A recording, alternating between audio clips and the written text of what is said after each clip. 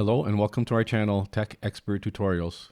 Today we are going to show you how to create and interact with an AWS DynamoDB database.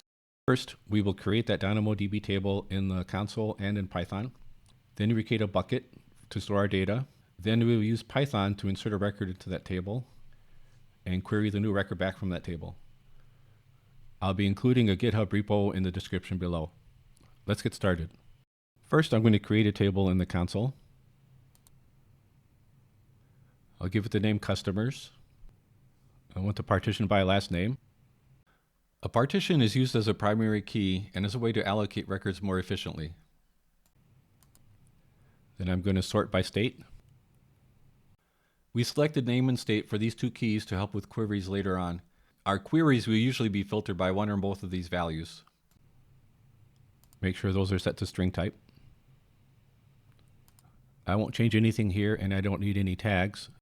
Most of these are already optimized for common scenarios. So I'm ready to create the table now.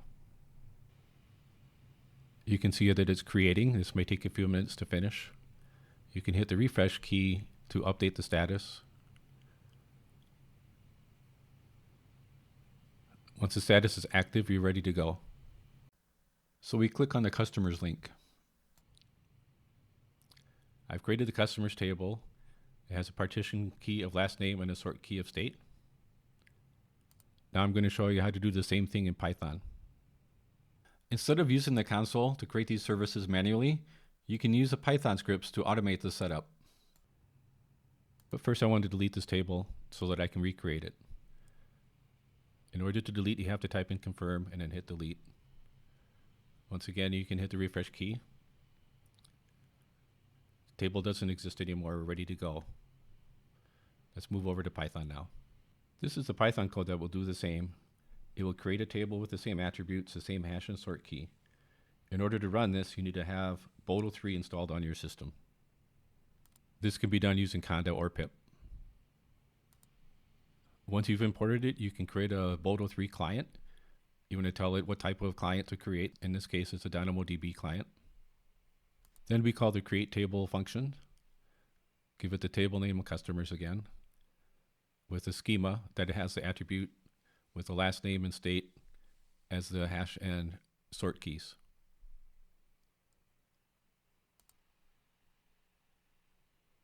Then I give it the attribute type of S, which means string. And I'm provisioning just the bare bones, one read capacity unit, one write capacity unit. This will help save on cost, and this is a demo, so I don't need any more than that. If you were running a production, you'd want to have higher numbers, depending on your use case. Okay, now I'm going to go ahead and run this code. Looks like it finished. There were no errors that came back. We can check the console to see if the table is created in the database. So you can see that it has been created, and you can see it has the same partition key and sort key. So it looks like we were successful in creating this table. Now we're going to insert a record into this table. Once again, we use Boto 3, and we're importing a resource. So we're going to create a table under the resource function, resource DynamoDB table customers. We'll use the put item function in order to insert some sample data. You can see the data is in JSON format. And at the bottom, I'm printing the response, which will tell you if it was successful or not. So let's go ahead and run this.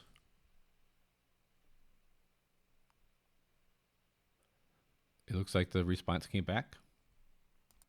And you see the status code is 200. That typically means that it was successful.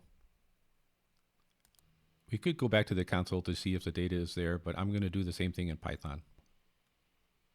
We're using Boto 3 again. I give it the region name, the resource, and the table. Then I run the get item function, giving it the key of last name and state with the values that I inserted earlier. These parameters are required in order to run this function. And finally, I print the response again. Let's go ahead and run this.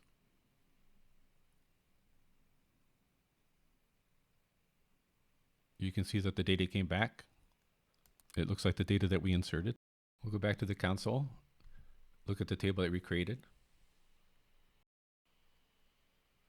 Here we can explore tables. You can use the scanner query option. You can see the data down below was inserted correctly. Now I want to go back and delete this again.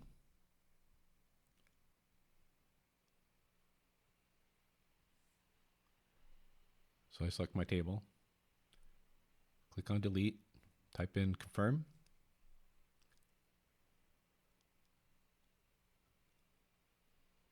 I don't need any CloudWatch alarms. Hit refresh. And you can see that the table is gone now. That's all I have to show you today. Thank you for watching. See you next time.